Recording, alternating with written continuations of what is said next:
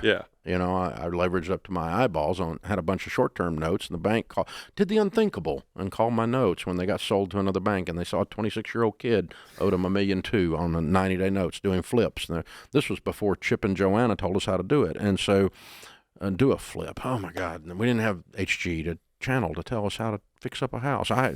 Without cable TV, I did this stuff, and so. Yeah, so that's where it came from. And then what happened to me, because I lost everything following the borrow all you can because it works plan, I had to stop and go, I think I've got a bad set of rules. The playbook I've got sucks. I keep losing.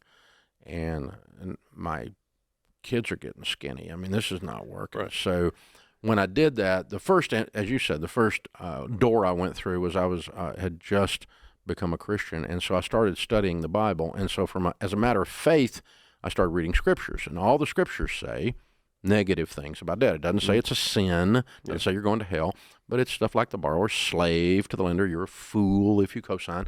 I mean, it says these things in Scripture. And then you talk to old rich people, and they go, well, you stay out of debt, boy, and okay, that's kind of God's and Grandma's ways of doing it.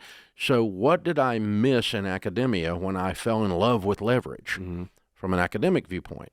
Because it's incongruent to me that if this book of wisdom and these people that are long in the tooth with gray hair that have proof, social proof, they've got money and they kept it, are all saying avoid debt. What is it that we're missing in academic land with my intellect? So spiritual, social proof, now I got to solve it intellectually. And what I ended up doing, I ended up speaking at Vanderbilt to a group of MBAs early in my career, and it forced me to, because I knew I was going to go in there and get tackled, right? Because they're going to go, you're primitive moron, you believe the Bible, you don't know anything, and you don't know how to do math. And I know how to do math. As a matter of fact, it's about all I know how to do. I'm a math guy.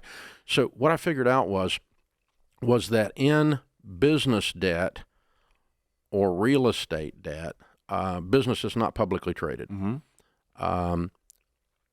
No one includes all the math.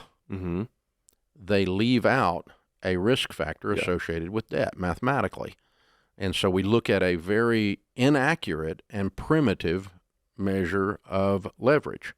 And so if I can borrow this money at 2% and I can invest it at 8%, why am I not making 6%? Well, A, you left out inflation, B, you left out taxes. But aside from that, and that's pretty basic, because this is the argument.